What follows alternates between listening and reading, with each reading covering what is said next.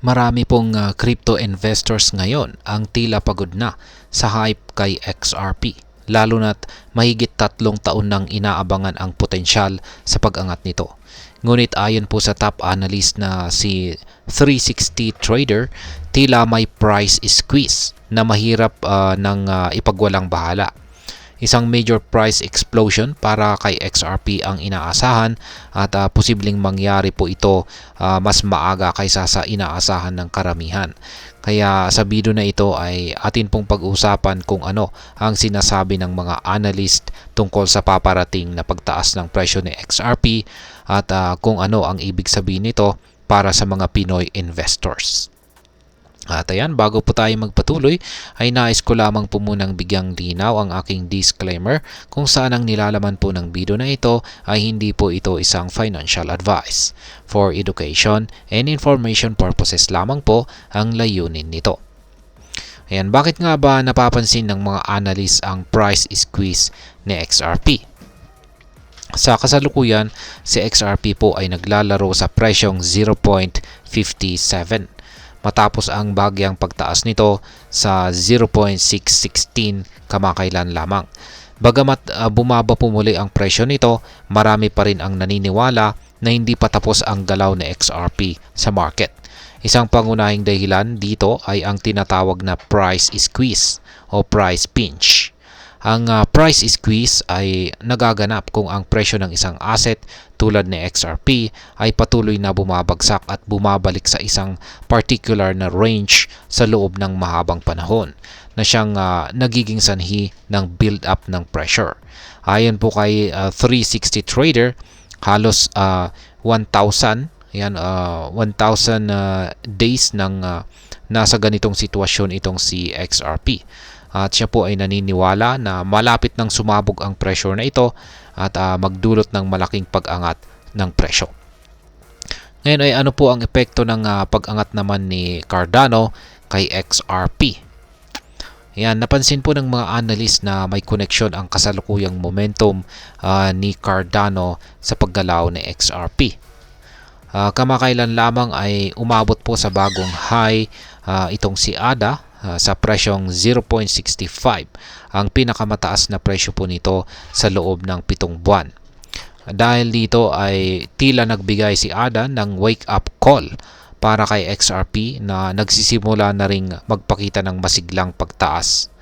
Nagkaroon po ng 33% na pagtaas sa presyo si ADA mula po sa presyong 0.48 patungong 0.65 sa loob lamang ng isang linggo. Sa kabila po ng mas maliit na pag-angat ni XRP kumpara kay ADA, naniniwala ang mga analyst na hindi magtatagal at susunod na rin si XRP sa momentum na ito. Sa mga nakaraang bull runs, kadalasang huli si XRP sa pag-angat, ngunit isa sa mga may pinakamataas na gain kapag tuluyan ng sumasabay sa bull run. Ngayon ay ano naman ang maaring itsura ng price explosion para kay XRP? Ayon po kay 360 Trader, ang price explosion ni XRP ay maaari pong magdala sa presyo nito mula $4 at kung masusustentahan po nito ay maaari pang umabot ito ng $8.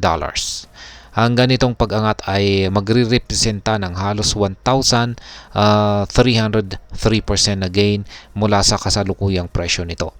Sa pagtaas po ng presyo sa ganitong antas or level ay mas marami pang investors ang maaring mahikayat bumili, lalo na kung makakabuo sa XRP ng momentum na kakayaning ma-maintain ang mataas nitong presyo. May ibang mga analyst din tulad ni Ginoong Egrag na naniniwalang kung maabot ni XRP ang psychological price level na $1.10, maaari itong mag-trigger ng mas malaking pagtaas sa presyo. Naniniwala po siyang maaari po itong umabot sa $13 na magbibigay ng 2,180% na gain mula sa kasalukuyang presyo nito na 0.57. Ngayon ay ano naman po ang kahulugan ng price explosion na ito para sa mga Pinoy crypto investors. Ayan, ang ganitong posibleng pagtaas po ng presyo ni XRP ay maaring maging isang malaking opportunity. Kung totoo po ang sinasabi ng mga analyst, maaring makapagbigay po ito ng significant na returns sa mga nagpasya na bumili at maghintay ng matagal. Ngunit mahalagang tandaan na may kasamang risk ang crypto investment, kaya dapat pong magkaroon ng tamang risk management. Dito po sa Pilipinas, kung saan unti-unti nang natututo ang mga tao tungkol sa crypto at digital investments, ang ganitong oportunidad ay maaari pong makatulong sa pagpapalago ng kanilang portfolio. Gayunpaman, dapat po nating tandaan na hindi po garantisado ang predictions na ito. Mahalagang mag-research ng mabuti at huwag po basta sumakay sa hype. Ngayon ay ano naman po ang aking masasabi tungkol dito? Sa tingin ko, si XRP ay isa pa ring promising na investment dahil sa technology nito at malawak na support sa crypto community. Si XRP ay may mahalagang papel sa cross-border payments at may maraming partnerships sa financial sector. Kaya't hindi po malayong magkaroon ito ng value appreciation sa hinaharap. Ngunit tandaan nating ang mga ganitong predictions ay hindi po laging nagkakatotoo at may malaking risk sa crypto trading. Ang mahalaga ay magkaroon po ng diversified portfolio at tamang planning. Kung ikaw ay isang Pinoy investor, magandang mag-invest ng bahagi ng iyong portfolio kay XRP kung ito ay naaayon sa iyong risk tolerance. At kung susundin ang payo ng mga analyst, maaaring mas maganda ang buy and hold strategy sa kasong ito para mapakinabangan ang potential future gains ni XRP. At ayan, hanggang dito na lamang po tayo sa video na ito mga ka-crypto. Sana po ay inyong nagustuhan ang aking paliwanag sa video na ito.